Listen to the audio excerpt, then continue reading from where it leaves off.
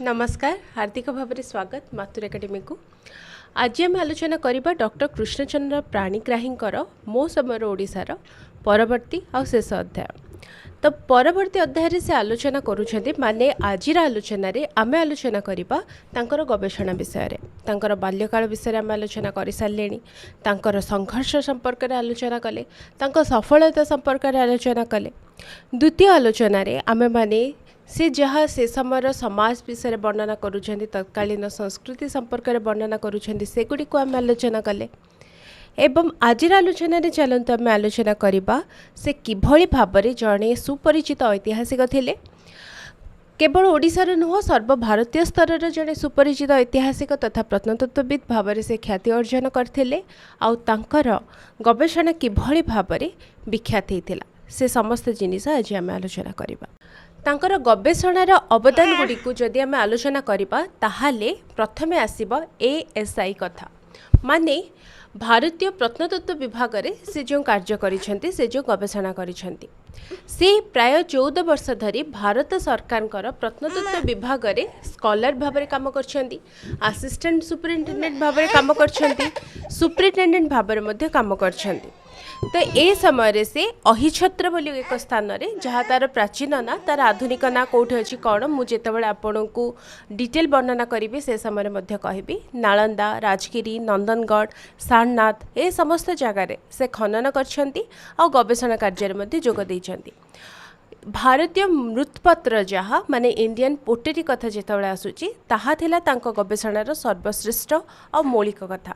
ता पूर्वर मृत्पत्र गुड़िक उपरे विशेष आलोचना हो नाथिला। तांकर एही कार्य को प्रत्नतत्व विभागर तत्कालीन डायरेक्टर जे थिले, डायरेक्टर जनरल जे थिले KN दीक्षित, से अत्यंत उच्च प्रशंसा मध्य करिथिले। तो ओडिशा राज्य म्यूजियम रा से नवीनीकरण करिथिले। 1947 मसीह ओडिशा म्यूजियम रा क्यूरेटर भाव से दायित्व ग्रहण करथिले। एहा को गोटे उन्नत रूप देथिले। अत्यंत सीमित संबल और कर्मचारी सहायता रे से भुवनेश्वर और एहार पाखापाखी अंचल प्राय 200 प्राचीन मूर्ति आ स्थापत्य कला को से संग्रह करी म्यूजियम को से समृद्ध करथिले, जहाँ बिल्कुल मध्य गोटे साधारण कथा नथिला। 200 प्राचीन मूर्ति को से संग्रह करथिले। आउ से विभिन्न ऐतिहासिक ग्रंथ रचना मध्य करछंती। जदि आपण एही लेक्चरटी मोर एसएसबी लेक्चरशिप शुणुंट, एसएसबी लेक्चरशिप परीक्षा शुणुंट, ताहले एटा आपण बहुत गुरुत्वपूर्ण प्रश्न परीक्षा प्रश्न आसीपे। तांको गवेषणार मूल्यवान फलस्वरूप से बहु प्रामाणिक पुस्तक रचना करछंती। इंग्राजी भाषा रे लिखित तांकर विश्वविख्यात ग्रंथ जहाँ में देखिबा आर्कियोलॉजिकल रिमेन्स एट भुवनेश्वर, तापाई से कलिकता विश्वविद्यालय DPhil उपाधि लाभ करथिले। ता व्यतीत से इंग्राजी रे गोटे बही लिखिथिले जहाँकि से समय सोमवंशी और भौमकर मानक पई उद्दिष्ट थिला। तो से लिखिछंती chronology of the Bhaumakaras and Somavamshis of Odisha. Sahitya Akademi पे सारला दास बही लिखिछंती। ओडिया रे इतिहास और किंवदंती, प्रबंध मानस आ निजर आत्मजीवनी मो समय ओडिशा ये सब हूँ तांकर ओडिया भाषा रे लिखित पुस्तक। तो ओडिया भाषा रे से लिखिछंती इतिहास किंवदंती, प्रबंध मानस आ निजर आत्मजीवनी मो समय ओडिशा। एतिकी हूँ तांकर लेखा गुड़िक। आउ तांको जीवनर गोटे गुरुत्वपूर्ण जिनिस आसीथिला जहाँ होची से भ्रांत इतिहास आउ जाल उपादान विरुद्ध रे स्वर उत्तोलन करथिले। आउ सेथिपई तांको बहु समस्यार सम्मुखीन हबाको पड़िथिला। तेबे ता पूर्वरु ओडिशा राज्य संग्रहालय म्यूजियम से जहाँ करथिले किभଳି भाबरे ता काम करथिला से संपर्क रे आपण टिके देखि नियंतु। तो से जो काम करथिले 1947 मसीह से क्यूरेटर भाव में दायित्व ग्रहण करथिले। पूर्व सीमित संबल तांकर सीमित संबल थिला, तथापि से कार्य करथिले। केवल जड़े किराणी जड़े पियन का सहायता रे मात्र 1000 टंकार वार्षिक अनुदान रे से काम करथिले। तो एभली भाबरे गवर्नमेंट पे जड़े काम करिया पई वास्तव रे सेतिकी इच्छा शक्तिर आवश्यकता रहिछि, नचेत अनुदान एते कम लोक नाहंती। सरकारी चाकरी जड़े प्रायतः भावे जे थाउ चलुचित चलई दबा, किंतु ना जदि सेतिकी से परिमाण रे निजर कार्य प्रति जड़े समर्पित थांती निजर पेशा को सेतिकी निशा जदि जड़े भावी थांती जहाँकि समस्त भितर रहिबा उचित मु कहबी ताहाले एभଳି सीमित संबल रे मध्य जड़े एभଳି महान कार्य करि परिबो जहाँकि से पूर्णांग विकास करैथिले जहाँ आपण माने आज मध्य देखि परिबे म्यूजियम वास्तव रे म्यूजियम जे करछंती। तो ओडिसा रे इतिहास को सत्य और वैज्ञानिक आधार रे प्रतिष्ठा करिबा थिला तांकर सबुठु बड़ साहसिक पदक्षेप भावप्रवण है किंबा मिथ्या गर्व पाई ओडिसा रे इतिहास को विकृत करा जाउथिबारु से तीव्र समालोचना करथिले जो भली भाबरे भावप्रवणतार सहित मादळा पांजी को समस्त अभ्रांत ऐतिहासिक प्रमाण भाबरे ग्रहण करंती किंतु से कहिथिले मादळा पांजी किंबदंतीर एक समाहार हे पारे किछि इतिहास हाँ अछि ता भितरे किंतु मादळा पांजी को एक अभ्रांत ऐतिहासिक प्रमाण भाबरे से ग्रहण करनथिले जो भली भाबरे से कहिसंती जे कपिलेन्द्र देवଙ୍କ कथा चोड़गंग देवଙ୍କ कथा एमानक भली महान राजा माने मादळा पांजी रे अत्यंत हीन दृष्टि रे वर्णित होइचंती जेपरिक चोड़गंग को हीन दृष्टि रे देखा होइछि आ कपिलेन्द्र देव को गोरु जोगाळ बोली कहा जाइछि जहाँकि उद्भट सत्यहीन ताहा से प्रमाणित करिया को चेष्टा करछंती पुणी जाल पोथीर पर्दाफाश मध्य से करथिले सारला दास को 10वीं शताब्दीर कवि भाव में प्रमाणित करने एक लेखा जहाँ हूँ माधव महात्म्य आउ जयदेव को ओडिशार बोली प्रमाणित करने जहाँ सबू दलील सृष्टि करा जाइछि ताकू से भ्रांत बोली वर्णना करिसेंती से कहिसेंती हुए तो आमर भावावेग मन को यहाँ खराब लगी पारे किंतु वास्तव में जहाँ सत्य ताहा सत्य सारला दास से 10वीं शताब्दीर कवि नथिले से 15 शताब्दीर तो एभली सब कथा कही से कहिसेंती जे जेतेबेले इतिहासर कथा आसुची सेतेबेले कोनोसी भी भाव प्रवणता रहिबा उचित नुह तो से कथा से वर्णना करिसेंती आ कोणार्क मंदिर कथा मध्य से कहिसेंती कोणार्क मंदिरर निर्माण विषय रे एकाधिक आधुनिक पुस्तक रे विभिन्न पोथी सबू रहिछि आ नक्शा रहिछि ताहा मौलिक नुह बोली से वर्णना करछंती ताहा अर्वाचीन माने परवर्ती समय रे विभिन्न लोक माने तैयारी करी ताको प्रक्षिप्त करछंती बोली से कहिसंती जहाँ निजर तथ्य गवेषणा माध्यम रे से साब्यस्त करछंती तांकर हे स्पष्टवादी आ सत्यानुसंधान मनोवृत्ति जोगो से जीवन रे बहु बाधा विघ्न आ विद्वेषर सम्मुखीन होइछंती तथापि अंधविश्वास अतिभौतिकता भावावेग आ प्रचारमुखी पांडित्य को परित्याग करी आंतर्जातिक मानर ऐतिहासिक गवेषणा करिया पे से आजीवन जुक्ति बाढ़ुथिले भारत सरकार प्रत्नतत्व विभाग माने आर्कियोलॉजिकल सर्वे ऑफ इंडिया जहाँ रही से डॉक्टर कृष्णचंद्र पाणिग्राही दुईटे पर्याय रे माने 1937 रु 1944 आ परे 1954 रु 1971 पर्यंत कार्य करथिले ए समय रे तांकर विभिन्न स्मरणीय अनुभूति सब हेइथिला जेपरिक मृतपात्र उपरे जेतबेले से काम करुथिले एक अद्वितीय साफल्य से पाइथिले 1944 रु 1940 रु 1944 पर्यंत उत्तर प्रदेश रामनगर जहाँकि प्राचीन अहिछत्र अंचल सेठी खनन कार्य से करुथिबा बेले तांको सबुठु कष्टकर मृतपात्र दायित्व दिया निज स्त्री आ शिशुपुत्र को गोटे प्रकार भूली जाए 3 वर्ष पर्यंत अक्लांत परिश्रम करी उच्च कोटीर संदर्भ से प्रस्तुत करथिले प्रत्नतत्व विभागर तत्कालीन डायरेक्टर जनरल राव बहादुर काशीनाथ नारायण दीक्षित ताको पढ़ी एते प्रभावित होइथिले जे समस्तंकर सामना रे डॉक्टर पाणिग्राही को अभिनंदन जणेबा सहित से लगातार 15 दिन धरी एही संदर्भ उपर आलोचना करथिले डायरेक्टर जनरल के द्वारा उच्च प्रशंसा पत्र यह पाइथिला सर्वभारतीय स्तर रे सम्मान रे बहुगुणित होइथिला ओडिसा रे उत्कल विश्वविद्यालय प्रतिष्ठा बापर डायरेक्टर जनरल के.एन. दीक्षित निज आडू ओडिसार डीपीआई श्यामचंद्र त्रिपाठी को गोटे चिठी लिखि डॉक्टर पाणिग्राही को विश्वविद्यालय रे नियुक्ति देवा को सुपारिश करथिले निज तरफ से चिठी रे से उल्लेख करथिले जे भारतीय मृतपात्र गवेषणा रे डॉक्टर पाणिग्राही ज्ञान रियली अनरिवेल्ड नॉलेज बोली से कहिथिले माने अतुलनीय अटे तो एभली महान गवेषणा से करिथिले जे समस्ते से मुग्ध होइथिले किंतु प्रशासनिक असहयोग से पाइथिले कर्मक्षेत्र में तांको हताशा भोगिया पड़ी। 1954 मसीह पुणी थे से प्रत्नतत्व विभाग में जोगदे निज अंचल से कार्य करते। बहु अंचल से कार्य करते। बहु अंचल अर्थात पाटना रे, दिल्ली रे, नेपाल रे से कार्य करते। किंतु एथर तांको विभागीय मुख्यों ठारू आदौ कौन सहयोग मिल नाथिला।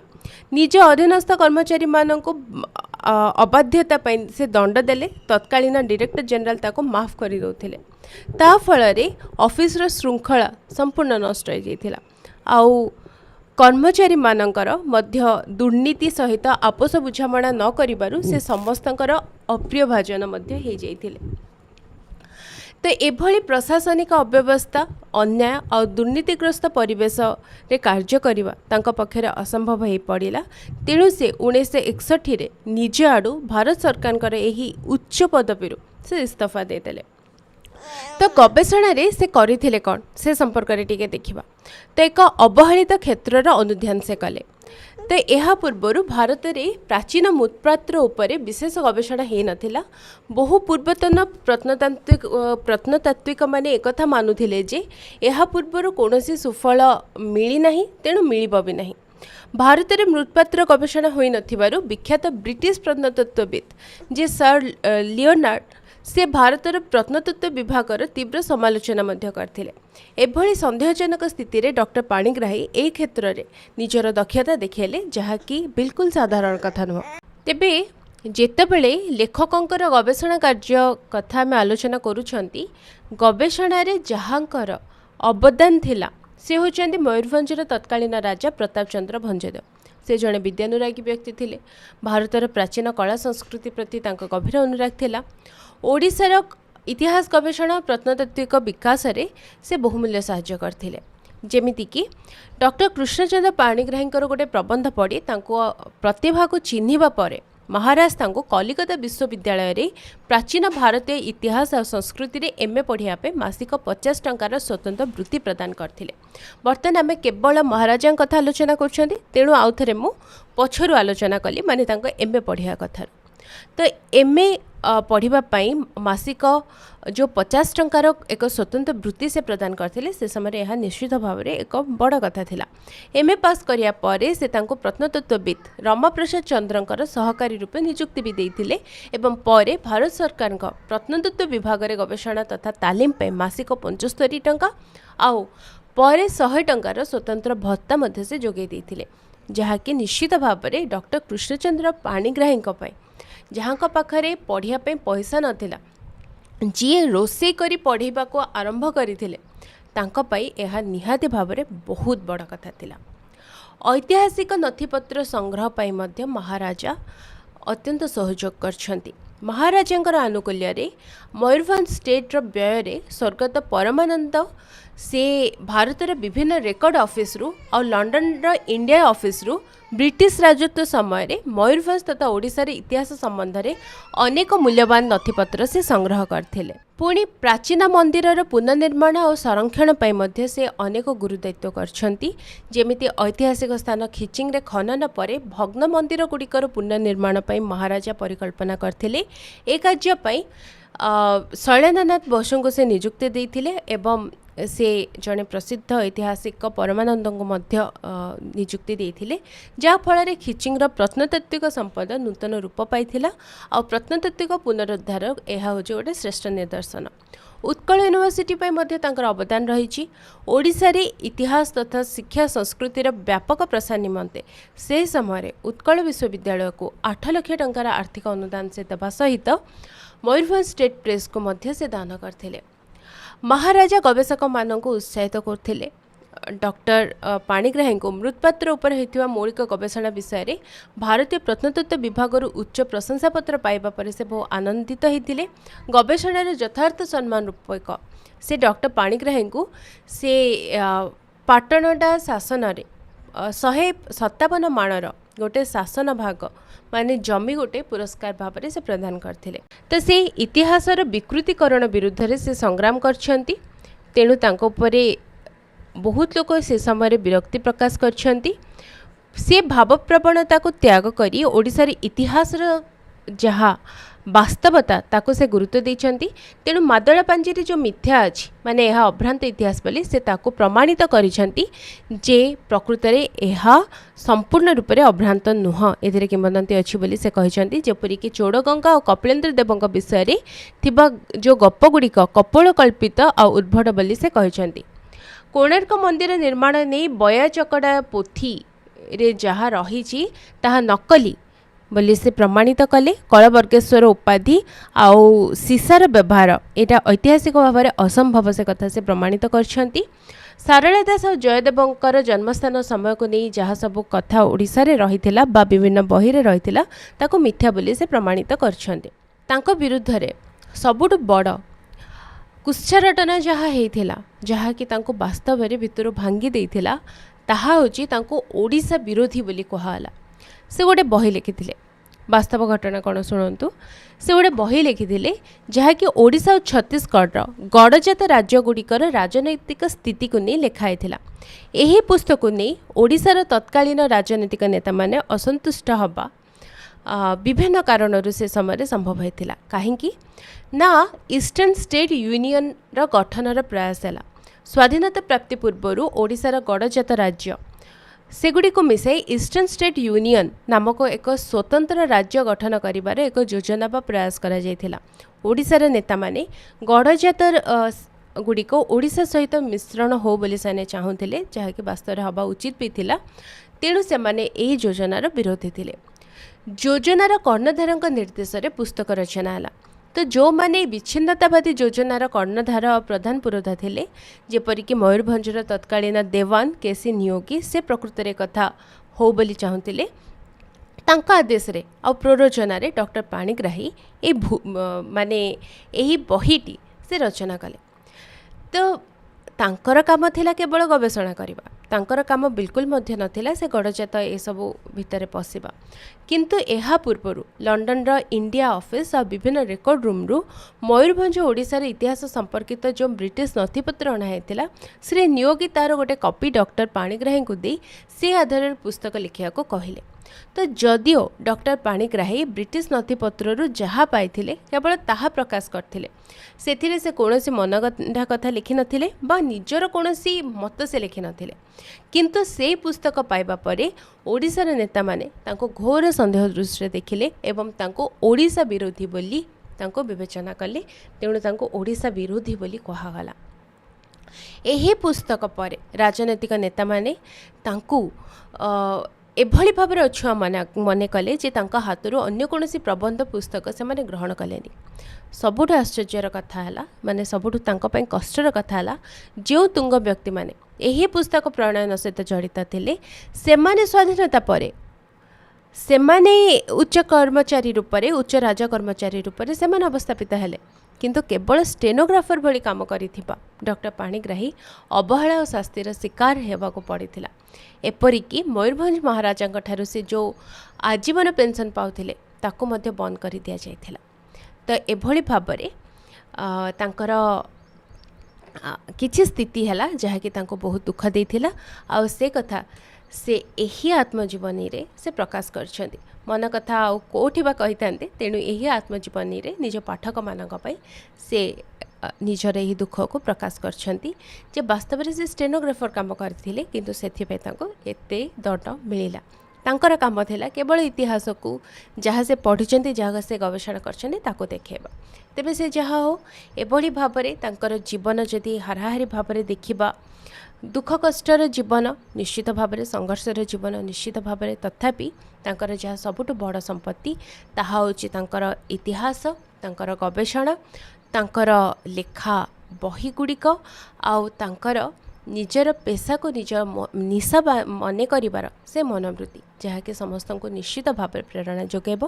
ତେବେ ଏହି ଆଲୋଚନାକୁ ଏତିକିରେ ଶେଷ କରୁଛି। ଆଶା କରୁଛି ଏ ଯେଉଁ 3ଟି କ୍ଲାସ୍ ଆପଣମାନଙ୍କ ପାଇଁ ନେଲି ମୋ ସମୟର ଓଡ଼ିଶା, ତାହା ଆପଣମାନଙ୍କୁ ଭଲ ଲାଗିଥିବ। ଯଦି ଭଲ ଲାଗିଛି କମେଣ୍ଟରେ ନିଶ୍ଚୟ ଜଣାନ୍ତୁ। ଯଦି କିଛି କହିବାର ଅଛି କମେଣ୍ଟରେ ନିଶ୍ଚୟ ଜଣାନ୍ତୁ। ଆଉ ଯଦି आपण आउ कौन विषय वस्तु उपरे आलोचना चाहूँगी ताहले मते कमेंट माध्यम निश्चय जनातु लाइक और शेयर करूँ सब्सक्राइब करी बेल आइकन ऑन करूँ जद्वारा आपण मो परवर्ती समय केतबड़े क्लास आनी आपण मानक नोटिफिकेशन आसीज आज एतिकी ताहले रहुची नमस्कार।